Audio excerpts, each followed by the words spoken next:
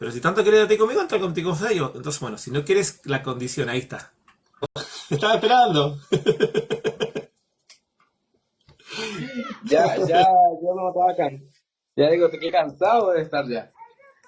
¿Llegaste a tu casa? Es que no estoy en la capilla porque falta la conferencia de las 6. Ok, pero tenemos 2 horas entonces, ¿no? Claro, tenemos como hora y media aproximadamente. Hora y media, listo. Bueno, Octavio es una persona que me ha conocido por acá en las redes, yo también lo conocí a él, lo he escuchado. Y él es mormón. La primera vez que él se conectó al live me dijo que era mormón. Y yo no tengo la tendencia de entrar a debatir con una persona, ni tengo la intención de debatir con Octavio. Sí, lo que yo lo invité es para tener una entrevista, un diálogo con él. Ya le envío más o menos la pauta de lo que vamos a dialogar, a grandes rasgos. Y bueno, Octavio, bienvenido. Dios bendiga tu vida. Preséntate. Gracias, Rodrigo. Bien, Octavio, ¿Qué vamos, dice? vamos ¿Qué a dice? partir. ¿De qué parte eres? ¿En qué parte vives? En Nicaragua, vivo en Managua. Nicaragua. ¿Cuántos años tiene Octavio? 27 años. Voy para los 28 27. años. Te da menos, ¿eh? Sí. Te da como 23, 25 años, te da menos. No, Me- es- mucha juventud tiene la familia de nosotros. Casi por lo ok, general no parecemos nuestra edad. ok. Consulta, Octavio, tú, ¿cuánto tiempo llevas en la iglesia mormona? Desde el 2008 bautizado, desde el 2007 conociendo la iglesia. Desde 2007. ¿Eres Sí. hijo de mormones o entraste independientemente a la fe mormona? Irónicamente, mis padres son miembros de la iglesia, se bautizaron cuando yo tenía 2 años de edad, pero solo duraron como 3 meses en la iglesia y después no volvieron. Así que la pregunta es caprichosa, podríamos decir que sí y a la vez que no. Porque a pesar de que ellos sí se bautizaron, no permanecieron en la iglesia, sino que se inactivaron de la iglesia 3 meses después de su bautismo. Ok, en la actualidad ellos Así son que no mormones. conocí la iglesia, sí, no ¿Ellos conocí siguen en la la iglesia actualidad en la por mis iglesia mormona? padres, sino, claro, sí. Ya después de mi bautismo fue que ellos regresaron a la iglesia. Ah, ok, excelente. Octavio, eh, cuéntame, ¿ya hiciste tu trabajo de Elder? Calculo que entre los 18 y 19 años tú haces el trabajo de Elder, será en esa edad más o menos, ¿no? Claro, sí, a los 18 años se fue una misión en Guatemala, en la parte norte, en Cobán. Se me permitió en su tiempo predicarle a las personas de raza quechí. Son ¿Qué es lo personas que es eso? descendientes, descendientes mayas directamente. Ok, descendientes mayas. Bien, Como en cuéntame, Perú, Octavio. los quechua, así, similar. Ok, o acá los mapuche. Claro. Bien, Octavio, vamos a la parte importante. La iglesia mormona tiene 2 grupos doctrinales. Lo que es oficial y lo que han sido las ideas de profeta individual, y parte de la historia y parte de las creencias de la iglesia mormona. La idea de esta charla es que abordemos la oficialidad por un lado y lo que tú opinas de la oficialidad, si te adhieres, y más allá de esa oficialidad, ver si tú tienes algún punto en diferencia o en desacuerdo de esa oficialidad y entender tú cómo miras el resto de denominaciones y congregaciones que no sean mormonas. Esa sería la idea, ¿sí? Claro. Partamos con Entonces, lo que es la base. si le parece, Sí, adelante. antes de, antes de, es común entre nosotros empezar toda plática que no sea debate con una oración. No sé si está de Adelante, acuerdo, a menos, adelante. porque si fuera un debate no oraríamos, porque al No, menos no, no yo hay un no debate. tendría el descaro de orar y luego ir a confrontar, ¿verdad? Porque entonces, ¿le parece, pastor? La hago yo, la hace usted, que no sé, usted dirá. Oramos, oramos. Padre eterno, en el nombre de Jesucristo, delante de tu presencia, Señor, que este diálogo sea para edificación mutuamente y que sea que tu Santo Espíritu sea guiándonos y que tu voluntad sea hecha en nosotros dos conforme a tus designios, tu omnisciencia, Padre, en el nombre de Jesucristo. Amén.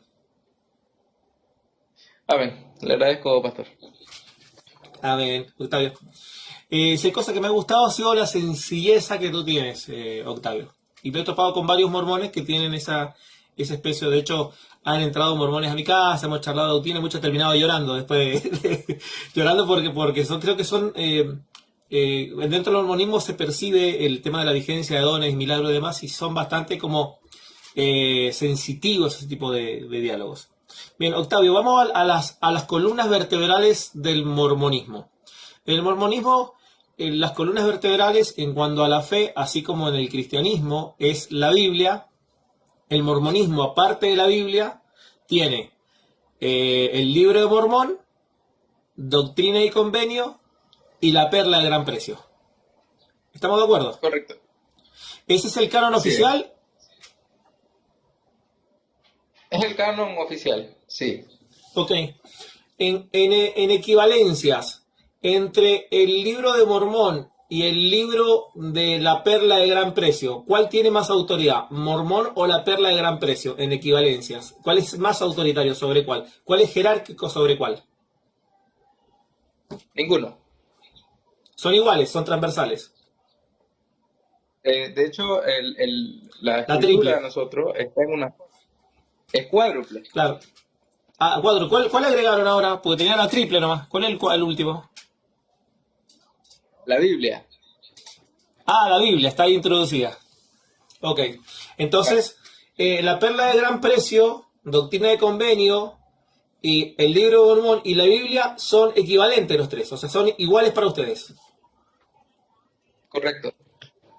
Igual L- podríamos igualar a la doctrina oficial que establezca el quórum de los 12. Se eleva a a ver los si te 4. entiendo. Ok. Y ahí podríamos agregar que un quinto grupo, que es la doctrina oficial de las ideas que va autorizando el quórum de los 12. ¿Un quinto grupo? Ah, ok, correcto. Correcto. Bien. En primer lugar, Sería un canon abierto. Y mientras exista un canon abierto, tendría que sumarse siempre. o sea, si el día de mañana sale una nueva revelación canónica autorizada por los 12, esta se incluye como como el quinto libro. Sí, se agregaría, más no acá. Ah, ok, ok. Pero sería Porque dentro si de nos las quisiéramos... doctrinas. Acá. Ajá, pero sí sería aceptada. Claro. Ah, ok, ok, ok. Ok, si eso que se aceptó hoy, mañana se podría rechazar.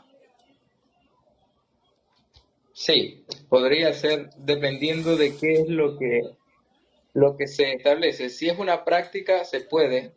Si es una doctrina, no se puede. Por ejemplo, Ok, la poligamia está en Doctrina y Convenio 132. En correcto. Doctrina y Convenio 132, está en la página, está aprobada por la Declaración Oficial 2, que está entre el Convenio y la Perla de Gran Precio.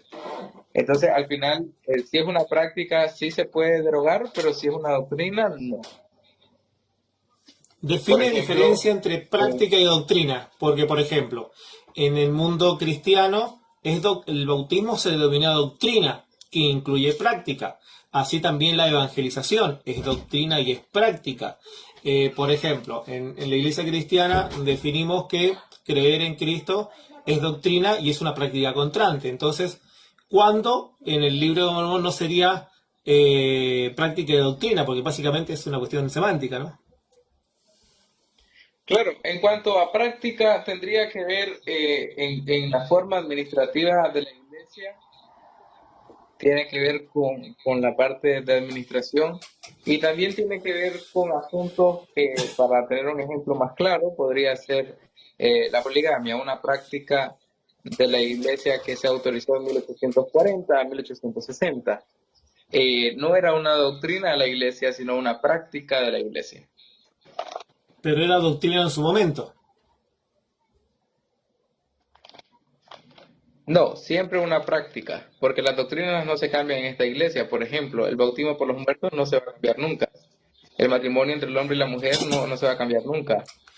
El seguimiento del Pero, templo tampoco. bien, pero pregunta, ¿hoy Smith es la misma figura predominante y es el profeta, uno de los profetas principales, o ya Smith no es uno de los profetas principales? No, siempre el profeta vivo es mayor que el muerto.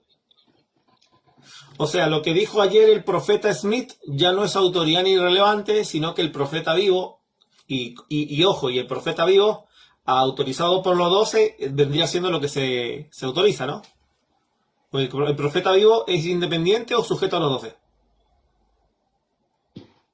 El profeta está en la primera presidencia y el pueblo de los 12 está abajo. Bien, el profeta vivo, ¿quién es actualmente? Se llama Russell M. Nelson. Tiene 99 años. Ah, ok. ¿Y el cuerpo de los 12, quién lo compone y dónde están? Lo componen 12 apóstoles de la iglesia, están en las oficinas centrales de la iglesia, pero su ministerio está en todo el mundo. Tienen que viajar por todo el mundo en toda Ok, la semana. O sea, ok, listo. prácticamente no se encuentran concentrados, pero sí pertenecen a un quórum, pero están viajando por todo el mundo. Ahora, lo que establece el profeta, ¿tiene que ser avalado por los 12 o no necesita el aval de los 12? Las enseñanzas de los profetas, él puede tener la libertad de hablar. Sin embargo, para que se agregue a la iglesia como doctrina oficial o que la iglesia la pueda respaldar, deberá ser primero pasada al consejo de los 12 apóstoles y los 12 más el profeta, más los dos ayudantes del profeta, que serían 15, tendrían que dar el sí. Pero si uno dice que no, no pasa. O sea, el término doctrinal que se va a introducir es un término democrático. No tanto, porque si 14 dan sí y uno da no, aún así, aunque hayan 14 sí y uno no, no pasa. Por eso tiene que ser unánime democrático. Tiene que ser por unanimidad, sí. Ok, unánime, pero siempre es democrático. O sea, independientemente de que ahí tiene que haber unanimidad, tiene que ser Siempre democrático votan, siempre. siempre votan, pero no está la posibilidad de que se imponga la mayoría. Bien, contrastando eso, tomemos este ejemplo de la operación actual, porque esta forma o esta estructura de la Iglesia Mormona es actual o siempre ha sido así. Desde Brigham Young, desde Ok, el o sea, segundo, ¿cuántos años llevamos que esta estructura se establece en los mormones en la actualidad? tendríamos como 170 años, 160 años. Más o menos. Pongámosle 2 siglos, casi 2 siglos de cómo ellos realizan doctrina. Podríamos decir de que después de Doctrina y Convenios, después de la escritura de Doctrina y Convenios, que la gente confunde, el libro de Mormón fue traducido, Doctrina y Convenios fue escrita por manos de José Smith. Es así, podríamos decir de que fue a Ok, su mano, ¿ya? bien, Entonces, mencionemos Doctrina y una doctrina... Convenios, todas las- Sí, sí, sí, termina. sí. Entonces, Doctrina y Convenios, cada encabezado dice revelación dada por medio de José Smith, dada tal, tal, tal, tal, y dice lo que se declara. Pero en cuanto a las doctrinas y convenios o lo que llamamos como doctrina y convenios, no pasó por el Consejo de los 12 en el principio, Ok. Hablemos de una de las doctrinas sino fundamentales. hasta Una de las doctrinas más, hablemos de una de las doctrinas más importantes. Menciona una de las doctrinas más importantes del mundo mormón y que sean exclusivas del mundo mormón.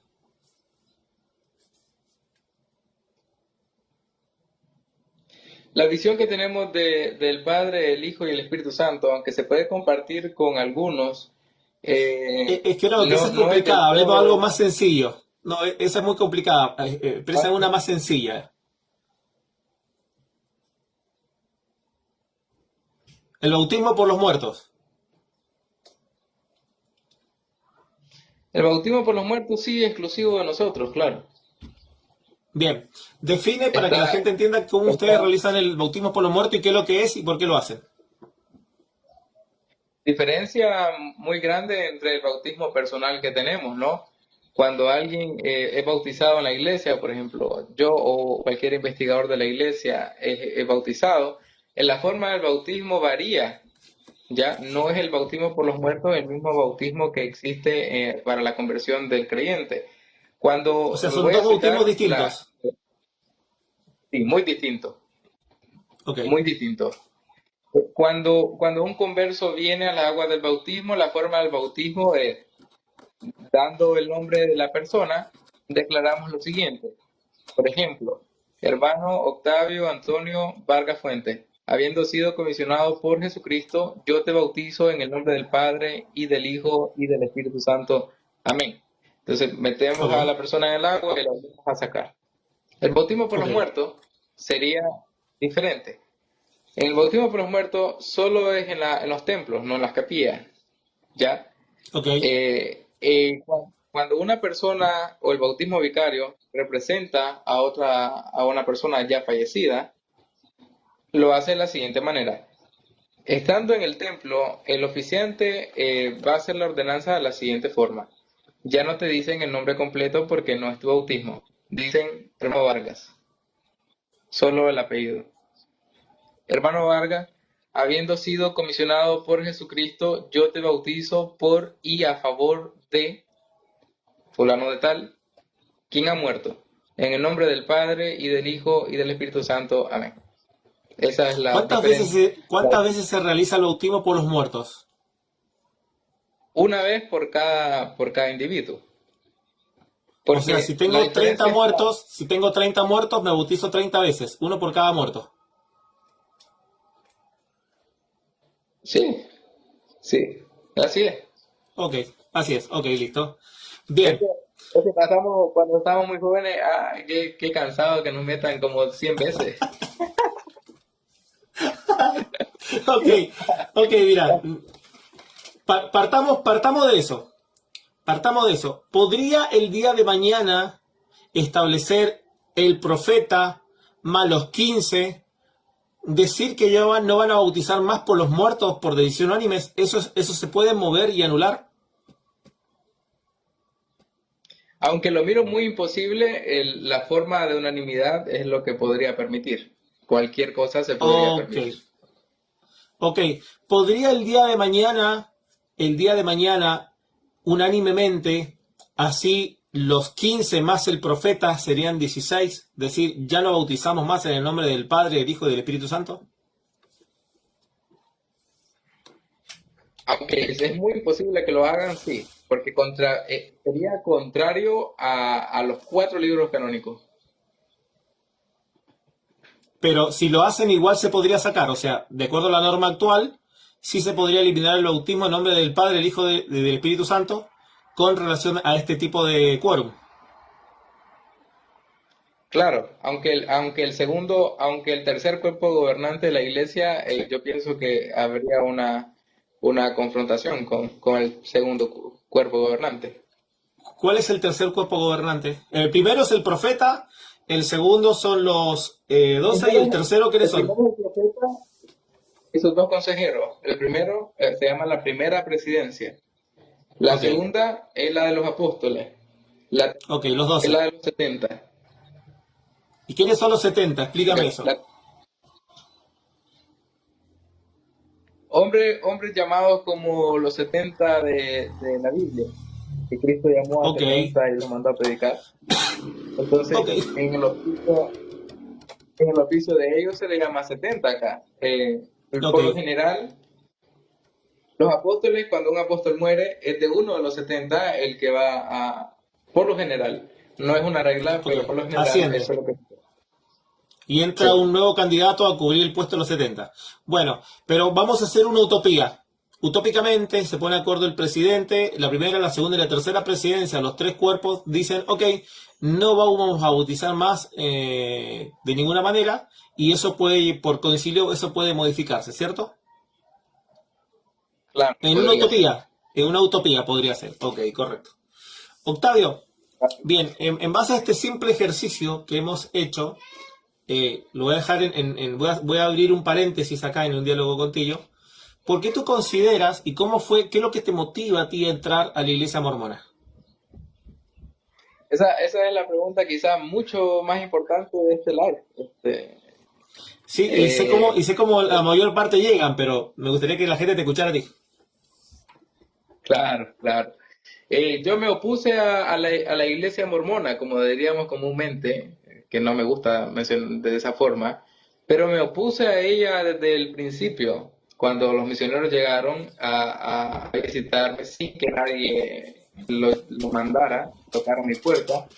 eh, yo me opuse a escucharlo. E ¿Cuántos incluso años tenías? eh, tenía 10, tenía 10, pero mi Era vida bastante va más allá chiquitito. de esos, de esos 10 años, sí, pero a ver, desde que tengo memoria he tenido una necesidad de saber de Dios, eso desde los 4 años, 5 años.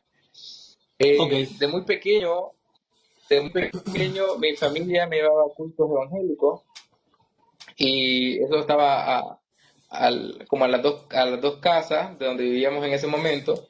Así que me llevaron allá y por testimonio de mis tías dicen de que yo me, yo apenas escuchaba ya que estaban sonando, yo iba solito, 3 años, me iba al culto, unos 3 años de edad. Eh, yo dice mi tía que cuando yo miraba que la gente caía y todo, yo también me caía ahí. Como yo miraba a la gente caer, yo también me caía. ok, ok, Y también, bueno, yo siempre aplaudía ahí como niño, niño de 3 años, aplaudiendo, correcto. aplaudiendo. Eh, ese era eso es lo que cuentan de mí en cuanto a eso. Ok, También, ya a los 5 años, la Iglesia Católica fue mi centro de atención. ok, Eh, eh, los domingos por televisión yo tenía la necesidad de ver la misa. Así que en la tele se rodeaban, yo me rodeaba y bueno, empecé a insistir a mi mamá de que yo quería ser sacerdote católico. Ese era mi único deseo en toda mi niñez. Ese era lo único que yo quería, era ser sacerdote católico. Y se burlaban de mí porque yo soy el único hijo varón. Entonces, si yo era sacerdote católico, hasta ahí llegaba la generación, ¿verdad? Porque ok. no iba a tener hijos. Iba a ser célibe. Entonces, ese era un chiste para mi familia y creo que esa fue una de las cosas por las cuales se opusieron a yo tener una vocación católica. Sin embargo, era tanta mi insistencia de asistir a la Iglesia Católica, a catecismo, ya, yo hasta el momento no había sido Ok, bautizado y empecé a asistir a la Iglesia Católica con mucho ok, deseo, ya. Así que a pesar de que yo conocía a los misioneros a los 10 años, mi camino no empezó a los 10 años. Ya empecé a ir a catecismo eh, por una visión o un sueño que tuve a esa edad de los 7 años de edad, cuando ya iba a catecismo. Por un sueño que se repitió 3 veces, yo tuve que salir de la Iglesia Católica. ok. Porque, bueno, lo que soñé era señal, prueba viviente de que estaba mal donde estaba en ese momento. Sintetiza el sueño Para ser lo más, más rápido posible. Yo tenía altares, a los 7 años tenía altares, imágenes. Pues yo me iba a robar flores al vecindario para ir a ponerla a mi altar. Yo era muy ladrón de flores. Le ponía las flores que me robaba y ponía velitas y yo sí, oraba siempre ahí. Esa era mi devoción. ¿Ya? Así que cuando mi primer sueño es que yo hago un altar para Santana, que sería la patrona, como dicen aquí, de Chinandega, y Ok. yo hago un altar para ella en mi sueño, y cuando la imagen viene en la calle y pasa por mi altar, yo miro que la imagen se transforma en un macho cabrío, y estamos hablando que nunca yo he visto un macho cabrío a esa edad, porque no había internet, pues tampoco. Ya, Claro, claro. no, no, ya no había visto nada de eso en internet. Entonces, No había cuando lo miro, una inducción, no había una autoinducción. claro, mi susto es después cuando tengo más edad y miro un macho cabrío en internet, ¿verdad? Es una Ok. imagen, una representación. Entonces, cuando pasa eso, yo aún así, después del primer sueño, me dio muchísimo miedo. Miré que la imagen se convirtió en un hombre, las patas de cabra, el pecho de hombre y la cara de cabra. Y me miró, lo miré a los ojos, ojos rojos, se rió y yo me metí al altar y bueno, eso fue muy, muy, muy impactante para mí, ¿verdad? Así que, nada, seguí yendo a catecismo a pesar de mi Bien. primer sueño, me volvió a Pasemos de pasar. largo a cómo es que entraste al mormonismo. ¿Cómo es que tú hiciste ese paso? Ok, es importante la otra parte, esta es importante. Me separé de mi deseo de ser católico y empezó los testigos de Jehová. Los testigos de Ok. Jehová llegaron, me enseñaron.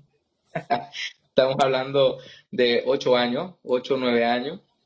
Era todo un Me niño. enseñaron sí, siempre un niño, pero era mi deseo, es que siempre lo tuve, ya.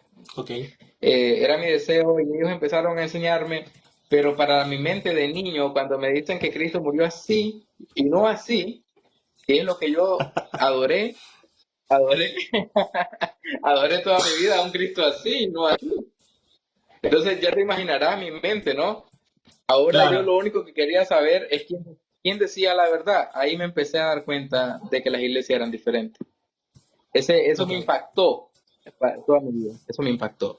Entonces quería saber yo qué era la verdad y un día que fui al mar, del mar vino algo como especie, una forma de cruz y no era por mano humana, como una cruz y en medio de la cruz la misma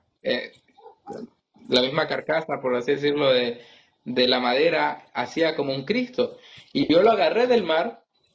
Eso no fue sueño, eso fue verdad. Lo agarré del mar y le dije a mi hermana, mira, un Cristo, le dije yo, tiene forma de Cristo. Y le dibujé, mira, aquí está la cabeza, las rodillas.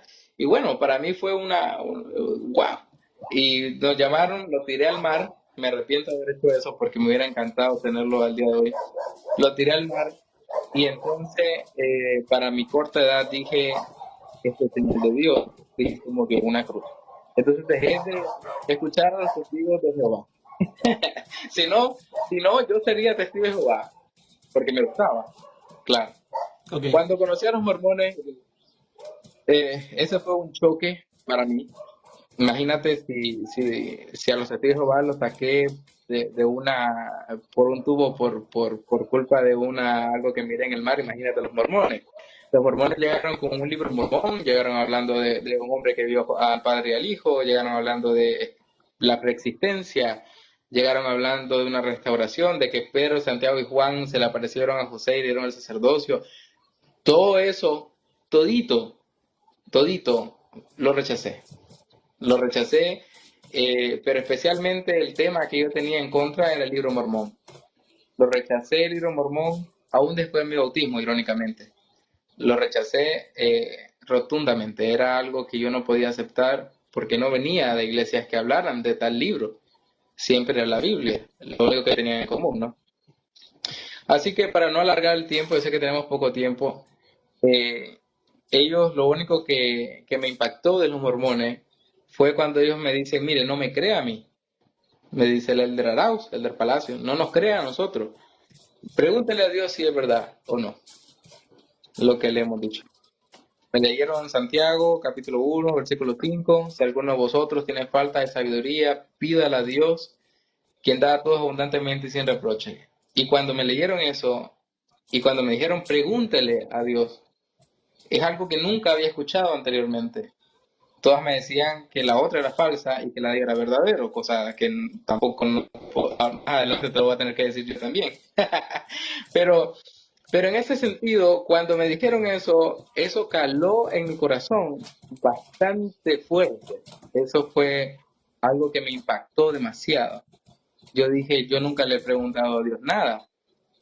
Ya, yo siempre repetía mis rezos que había tenido antes y después oraba como los testigos de Jehová, Jehová y Padre Jehová y todas estas cosas, pero nunca había preguntado nada en toda mi vida. Así que cuando en una conferencia como esta, a la que estoy asistiendo ahorita, fui, escuché al profeta, estaba yo escuchando al profeta porque quería que hablara de un terremoto o algo así. Ya tenía unos 10 años, 11 años, 11 años. Así que cuando miré que hablaba de Jesucristo y todas estas cosas, yo dije, ¿será esta la verdad? Y tuve el deseo de orar esa vez, le oré al Padre Celestial. Y solo dije una oración sencilla, Padre Celestial, ¿esta es tu iglesia verdadera? Entonces lo que pasó ahí me cambió mi vida para siempre. Yo no me bauticé en esta iglesia porque me gustaba, me pareció una iglesia aburrida, me pareció una iglesia rara, sobre todo muy rara. Pero cuando oro y el Padre Celestial responde con el Espíritu Santo, es algo que no lo puedo negar.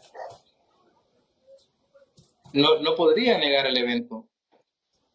Lo que sentí fue como que entró un aire, pues no respiración, sino que entró por mi nariz y me llenó mi pecho a tal punto que sentía que se ensanchó, no sé cómo explicarlo físicamente, se creció mi pecho y mi corazón empezó a latir muy fuerte, pero en el centro de mi pecho había algo caliente, como un fuego adentro, algo así. Cuando salió, entonces se inundó mi alma de paz y de tranquilidad. Bien. O sea, básicamente tu ingreso a los mormones, es una respuesta a una oración. Así es, Bien. así es. Justamente eso, Y ahí, para que no entiendan, miren, la invitación a, porque el mormón viene con el libro mormón y el discurso, digamos, la retórica, más allá de presentarte un aspecto de fe, ellos te presentan a Joseph Smith y el libro mormón y te hacen una invitación a una oración, que tú le ores a Dios pidiéndole una confirmación a Dios si el libro de Mormón es verdadero. Y no solo Octavio testifica lo que él está diciendo, yo tengo diálogos con muchos mormones y muchos mormones testifican lo mismo. Muchos mormones dicen que tienen la misma experiencia, más, menos, distinta, cambia esto, un sueño, una visión, lo que sea. Cambia, pero básicamente esa es la confirmación. Bien, ahora, entendiendo eso, Octavio, que tú piensas, ahora la pregunta, ¿podrías tú creer que en la denominación que estás, que en la iglesia que estás, también podría ser una de esas congregaciones falsas hoy en la actualidad? ¿Podrías dejar de decir, bueno, podría yo hoy establecer que esta religión que creo es falsa, es una de las tantas más?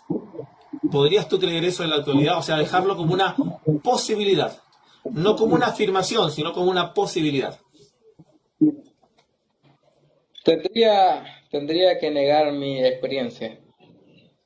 No, yo no estoy hablando de tu experiencia. Yo no estoy diciendo que niegues tu experiencia. Yo no estoy diciendo que tu experiencia no ocurrió ni que sea falsa. Lo que te estoy preguntando es, ¿podrías tú dejar la posibilidad plausible de revisar tu fe, tu doctrina, tu iglesia, para cuantificar cuán verdadera es esta fuera de tu experiencia? Ya me ha pasado, mi estimado pastor. Pero eso no responde a mi pregunta. Mi pregunta es, ¿tú podrías hoy dejar esa puerta abierta a revisión? Mira, cuando encontré lo de la poligamia, cuando encontré eventos históricos que son bien fuertes entre nosotros, muy fuertes, que chocan contra la actualidad que tenemos, me la cuestioné, me la cuestioné. Y dije, ¿puede ser esta iglesia una iglesia falsa? ¿Verdad? Entonces la cuestioné, titubeé en mi momento y solo dije, entonces, ¿quién me respondió? Bien, ahí voy, Y porque esa es la clave. Porque justamente esa es la conexión. Entonces yo no te estoy diciendo ni que tu experiencia ni todas las experiencias que has tenido han sido falsas. Yo digo que la experiencia es verdadera. Lo que tendríamos que hacer antes de plantearnos si tu experiencia fue verdadera o falsa es hacer una revisión a las cosas más objetivas de la fe mormona para cuantificar si esta es verdadera objetivamente hablando, porque la experiencia no es objetiva, es subjetiva. La experiencia parte de algo personal que tú tienes. O sea, no tenemos cómo medir o cómo cuantificar más allá de tu experiencia, que yo no la estoy negando y digo que es verdad. Pero algo más objetivo para medir una fe es literalmente sus documentos, sus escritos. ¿Estamos de acuerdo? te podría decir que esa no sería nuestra prédica. Nosotros nos sostenemos No, no, por lo que no estoy hablando de tu prédica, te estoy hablando a ti como individuo, como persona. La pregunta es si tú dejarías la posibilidad hacer una revisión de la fe mormona en contraste probablemente del texto bíblico de la iglesia del primer siglo para medirla si son la misma iglesia o son iglesias distintas. no podría dejarlo abierta la posibilidad. Ok. Bien, bajo esa cualidad la pregunta es, ¿y si estuvieras engañado y te pierdes la posibilidad de revisar y salir del engaño, qué pasaría ahí? Dios me sacaría. Sí, así como lo ha hecho antes, Él también lo haría. Yo la única forma que salga de esta iglesia, la única forma que pueda salir yo de esta iglesia es que Dios me hable a mí mismo. Ok, ¿me dejarías hacer una oración en ese sentido por tu vida? Adelante. Ok. Padre, en el nombre de Jesús, conforme al poder de tu Santo Espíritu Santo y conforme a tu voluntad, te pido, Señor, así como te le revelaste al apóstol Pablo, que te le reveles, Padre, de una forma que confirme a mi hermano, por fe lo digo, mi hermano, que confirme si su fe está asentada en la piedra fundamental, si está sentada y es una continuidad de la iglesia tuya o es un mero invento de hombres. Te pido, Dios de los cielos, en el nombre de Jesús, que seas honesto con Octavio y que te reveles a él en el nombre de Jesucristo. Y toda obra opuesta a tu Santo Espíritu, toda obra opuesta a tu voluntad sobre la vida de Octavio, en el nombre de Jesús, hago que se retroceda y que se vaya, y que se aleje de la vida de Octavio, y que nada impida tu eterna y poderosa mano sobre la vida de Octavio. Amén. Gracias, Bien. pastor. Imaginé que tu respuesta iba a ser esa, porque si hay algo que cuesta para que el mormón salga del mormonismo, es tu experiencia. Pero la Claro. experiencia no puede ser lo que determine la fe de alguien, sino lo que determina nuestra fe. No son las experiencias, sino es el documento bíblico. Yo no niego las experiencias, ni soy sensacionista, ni mucho menos. Pero ¿cómo podemos medir nuestras experiencias, lo que decimos, lo que nosotros percibimos, lo que nosotros confirmamos que es verdad? Bueno, tiene que haber el documento bíblico. Y es ahí donde te quiero llevar a esta segunda parte de la charla. Esta segunda parte de la charla es una charla de contraste. Y es una charla introspectiva en base a estas preguntas. Por ejemplo, ¿Tú ves en el documento bíblico en alguna parte que se haya habido este tipo de unanimidad y que haya sido enseñada a la iglesia, que la iglesia tuviese que llevar por diferentes grupos o cuerpos gobernantes decisiones de lo que es doctrina? Por ejemplo, el apóstol Pablo trae la revelación de una de las cosas bastante claras. El apóstol Pablo dice y enseña que la salvación es por gracia, no por obras. En ninguna parte él dice, yo esto es lo que me enseñó el Señor, esto es lo que ustedes tienen que autorizar. Jamás fue a Jerusalén a pedirle permiso a los apóstoles que estaban en Jerusalén. Jamás le pidió otro cuerpo gobernante ni un grupo de ancianos. Lo que él enseñó, Dios se lo dio y era palabra y absoluta. Punto. Eso no se discutía. Entonces, la pregunta es, ¿tú ves en el documento bíblico, dentro del documento bíblico, que se haya autorizado este tipo de práctica en la iglesia del primer siglo, que es la base de la verdad, y en base a esa regla, que es el metro, tenemos que medir los diferentes metros? Si tú vienes a mi iglesia, tú tienes que medir mi iglesia y contrastarla con la iglesia del primer siglo para ver si es la primera iglesia. En este ejercicio que tú me explicabas, de que tu iglesia tiene 3 cuerpos y pudiese cambiar sus doctrinas por orden, por diferentes votos, y ves esa enseñanza en la iglesia del Señor del primer siglo, dentro del documento bíblico, en el único Dios. Si esto se ejerció en el antiguo pacto y si esto se hizo en el nuevo pacto. Al ejemplo que pusiste de Pablo, no. Bárbaro. Entonces por ahí creo que contaste esto como una posibilidad de decir, bueno, ¿por qué hacemos algo distinto a la iglesia que estableció el Señor? Y el Señor no dio mandamiento de tener este tipo de políticas para la fe. Calculo que con esta regla la podemos aplicar a muchas cosas más. Si sigues esta regla que yo te he hecho y la traspolamos a muchas otras cosas más, podríamos tener algo bastante claro. En alguna parte de la Biblia, ¿ves tú que solamente tienen que haber siempre 12 apóstoles y no pueden haber más de 12 apóstoles? ¿Tu iglesia tiene más de 12 apóstoles? ¿Fuera del cuerpo tiene 13, 14, 25, 70 apóstoles, o solamente siempre tiene 12 apóstoles? Siempre tiene 12 del cuerpo de Siempre los tiene 12. 12. Bien. ¿Tú ves en la iglesia del Señor que solo hayan habido 12 apóstoles y no hayan habido más apóstoles? En la iglesia me refiero en el libro de Hechos, por ejemplo. ¿Ves que hayan habido más apóstoles o siempre han habido 12? La instrucción o el modelo de Cristo llama a 12. Ok, pero después Incluso, tenemos a... Pero contemos un poco, Octavio. Contemos, mira, tenemos los 12, menos Judas, 11. Agregamos a Matías, 13. A Bernabé, 14. Pablo, es que ahí 15. Pablo, 15. estamos. Silas, 16. Santiago, hermano de Jesucristo, 17. Timoteo, haciendo ministerio con Pablo, 18. Juan Marco, en la división de Bernabé, 19. O sea, bíblicamente, cuantificablemente, tenemos 19 apóstoles. ¿Por qué, si la iglesia del Señor siguió agregando apóstoles de los que están, porque no nos revela toda la Biblia, de hecho, no nos revela todo, de los que están, vemos que hay más apóstoles y no exclusivamente 12? Hay que revisar los hechos de muerte de los apóstoles. La necesidad de llamar más apóstoles tenía que ver con la muerte de los apóstoles. Sí, pero por ejemplo, la muerte del primer apóstol después es la muerte de Jacobo.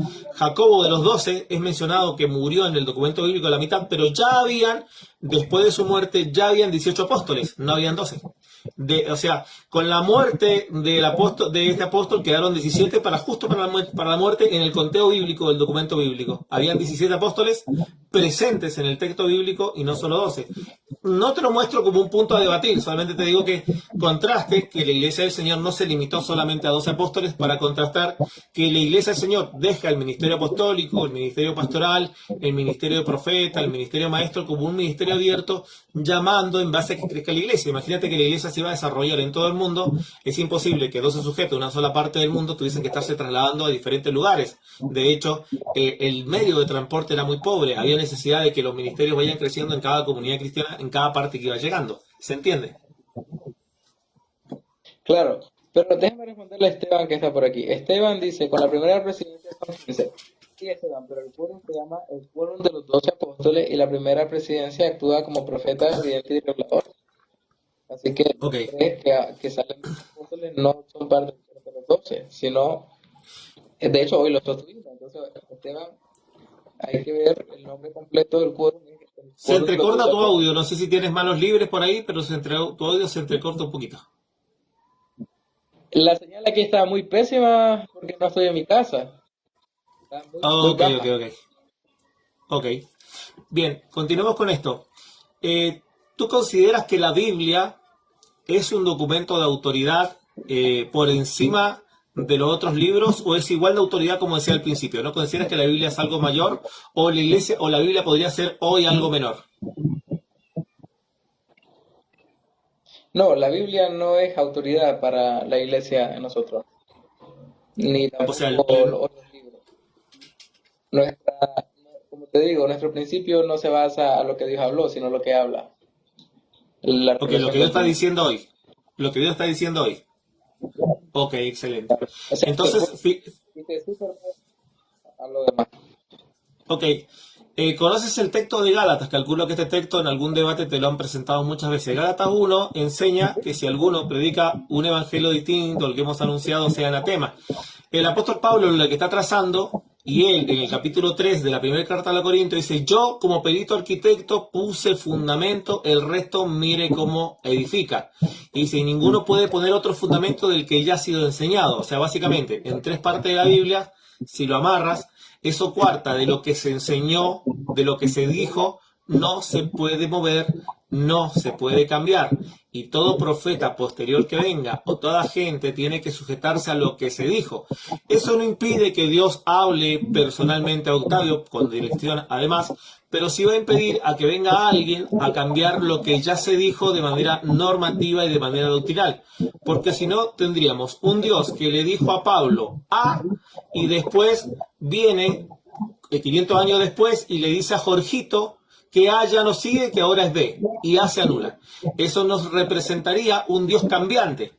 En base a lo que tú recién afirmabas, si lo que hoy Dios está hablando va a estar cambiando de acuerdo a un quórum, porque supuestamente Dios le dijo, entonces tendríamos no a un Dios permanente, sino un Dios de cambios, un Dios que tiene una voluntad cambiante, un Dios errático. ¿No te hace un poco de ruido este concepto de lo que se amarró y de lo que se estableció en el siglo I de manera dramática para que alguien después venga a desautorizar a Pablo, a desautorizar a Pedro e incluso a desautorizar al mismo Cristo? ¿No te hace un poco de ruido que tenga hoy alguien más autoridad que la gente que originalmente fue elegida por Dios? Y decir, bueno, yo podría decir que este sujeto que dice estar dirigido por Dios y supuestamente que Dios le está hablando, no le está hablando porque básicamente tu regla va cambiando. O sea, básicamente hoy tu metro es este, mañana tu metro es este, pasado tu metro es este y pasado mañana tu metro cambia. O sea, no tienes una norma de fe fija, por lo tanto, el día de mañana podrían volver otra vez a la práctica de la poligamia, podrían volver después a todas las cuestiones que han sido aberrantes dentro del mundo mormón, ya que constantemente se vuelven en luces que se encienden y se apagan, en vientos que van y que vienen, y podríamos estar dependiendo de lo que hoy alguien debería decir y no lo que Dios dijo, que Dios no cambia. Pregunto otra vez, ¿no te has puesto a pensar de esta manera crítica? Yo siempre, sabes que me he escuchado a usar la palabra, usemos el cerebro. La invitación es justamente eso, es decir, críticamente, objetivamente, te vuelvo a hacer la pregunta, ¿no dejarías otra vez la puerta? ¿Y si estuviera equivocado? No, no lo haría. No, es como te mencionaba con respecto a eso. Nosotros no tratamos a ver, voy a hacer una iglesia, voy a ver qué está acá, bueno, voy a hacer esto, no voy a hacer lo otro. No, todo lo que se basa en cómo se restauró el Evangelio tiene que ver con el principio de revelación. Porque si te fijas, Ok. por ejemplo, el libro Mormón no habla de la poligamia, es más, el libro Mormón está en No, si es contra de la doctrina de poligamia. convenio. Es doctrina de convenio que habla de la poligamia. Por eso, ¿no te hace ruido que el mismo Dios que un día le dijo no, el mismo Dios después le diga sí? No te hace, o sea, ¿no te ha hecho ruido?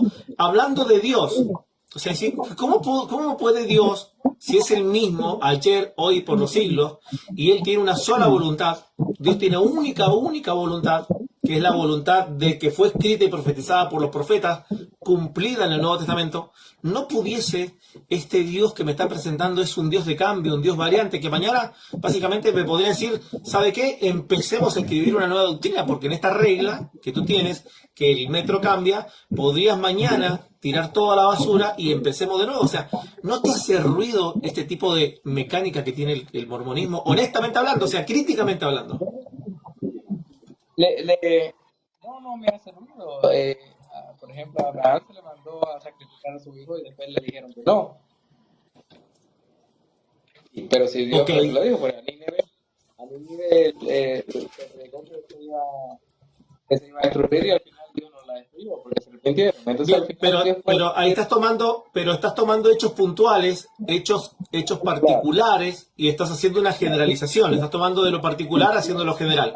Pero de lo general, hablemos de la general. Por ejemplo, mira, la ley, los 613 preceptos presentados por Dios a Moisés y interpretados por todo el pueblo judío, en el periodo de la salida de Egipto hasta Jesucristo, eso no cambió, eso no tuvo variantes. La ley de Dios siempre fue la misma. El culto, los sacrificios, el lugar santo, el lugar santísimo. Eso no cambió nunca.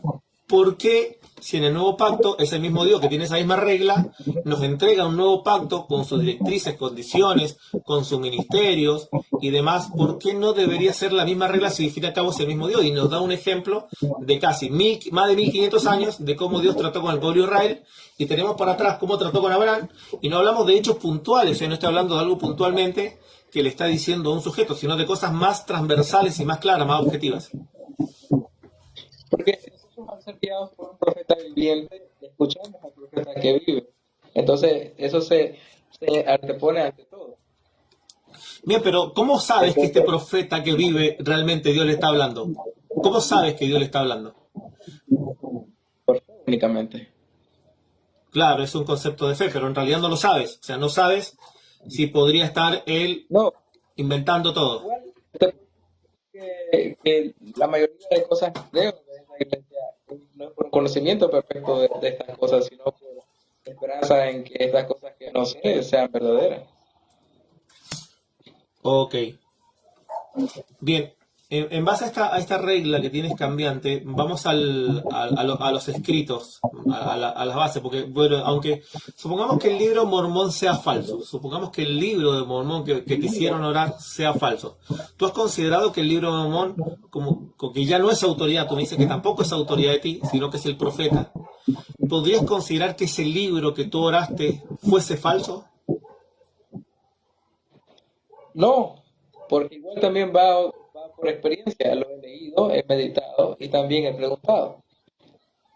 Ok, Entonces, bien, es bastante complicado, pastor. Yo imagino que debe ser bastante sí, complicado para ustedes platicar con un mormón porque no es lo mismo, por ejemplo, dos solo escritura o dos solo Biblia porque se entienden y entonces, no, que aquí y allá correcto. y al final uno tiene No, no, sí no se entiendo. entiende. Es muy parecido hablar con un católico. El católico no es la Biblia, la máxima fe, sino que es la iglesia. Es bastante parecido al catolicismo. Pero mira, vamos al libro.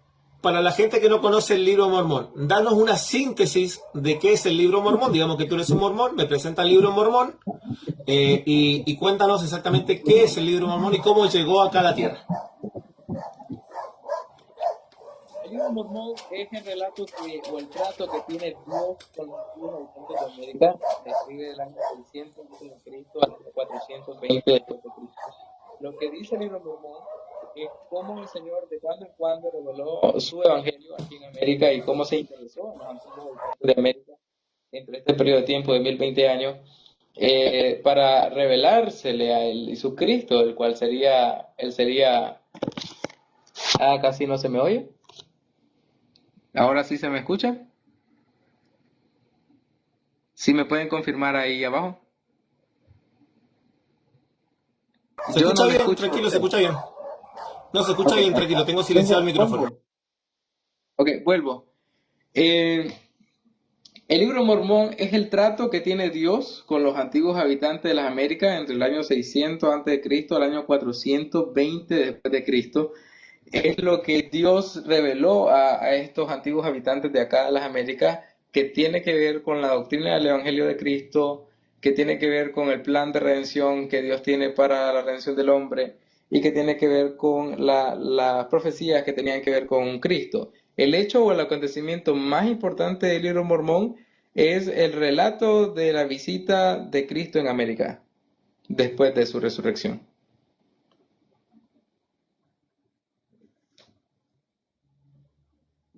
Llegó el libro acá a la tierra. ¿Cómo a la tierra? Claro, el tema de las ¿Cómo? tablas, cómo es que llega, cómo las tablas, el ángel Morón y todo eso. Ok, 420 después de Cristo, el último profeta que escribe, que es Moroni, hijo de Mormón, esconde las planchas de oro, la esconde en un cerro, que sería entonces 1400 años después, exactamente, que el mismo personaje se aparecería como ángel para declararle a José Smith que ya había visto al padre y al hijo a los 14 años. 3 años después se iba a aparecer el ángel Moroni para declararle que se había escondido para los fines del Señor un registro de de los antiguos habitantes de las Américas. Por lo tanto, se le instruyó a José cómo sacarlo y cómo traducirlo. ¿Y cuántas tablas son exactamente y más o menos aproximadamente qué tamaño tienen esas tablas? No tengo idea, el ángel se la llevó, según lo que dice José. Ok, ¿y cuántas tablas son? ¿Cuántas tablas eran las que bajaron? Era un solo compendio. Era un solo compendio cuando hablamos no serían tablas, serían planchas. Ajá. Sería una sola y estaba también el relato de las planchas de los jareditas, que serían otro grupo que vino a América, pero en el tiempo de la Torre de Babel. Eso sería el libro de Éter. Ok, pero básicamente más o menos dice cuántas planchas eran, cuánto era el total de planchas que tenían. Bueno, el testimonio de los 3 testigos, los 8 testigos declaran de que era una. Una sola plancha, una sola plancha. Sí. Ok, correcto. Mira, ¿qué pasaría si yo te dijera que en las dos tablas de piedra de Moisés venía escrito todo el Antiguo Testamento? ¿Tú creerías eso? Mm, no creo. Bien, ¿creerías que en esa plancha está todo el libro de Mormón? Imagínate el tamaño de esa plancha donde estaba introducido todo el libro de Mormón para que tenga sentido. De misma manera, ¿tú objetivamente creerías que en una plancha estaba escrito todo el libro de Mormón?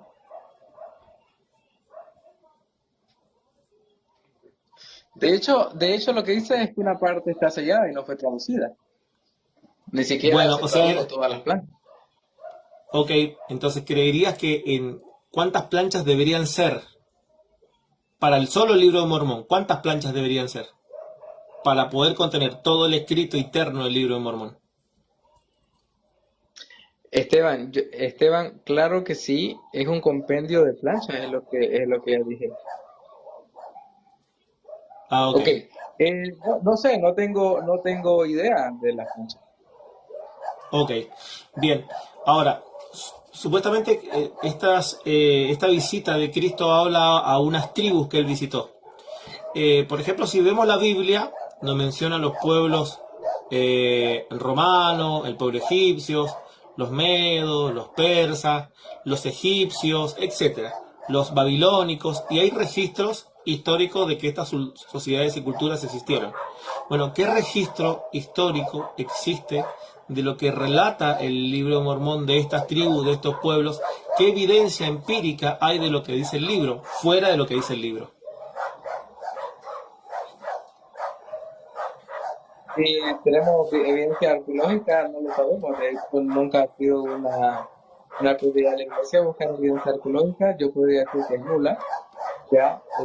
Sin embargo, no es el deber de la iglesia mostrar arqueológicamente la veracidad del libro. Todo se va a resumir, como estamos empezando desde el principio, se va a resumir a que la gente debe leerlo, meditarlo y preguntarle a Dios si es verdad, no con evidencia humana o arqueológica. Ok, pero si yo te traigo hoy un libro, el libro de Harry Potter, y te digo que este es un libro de verdad en el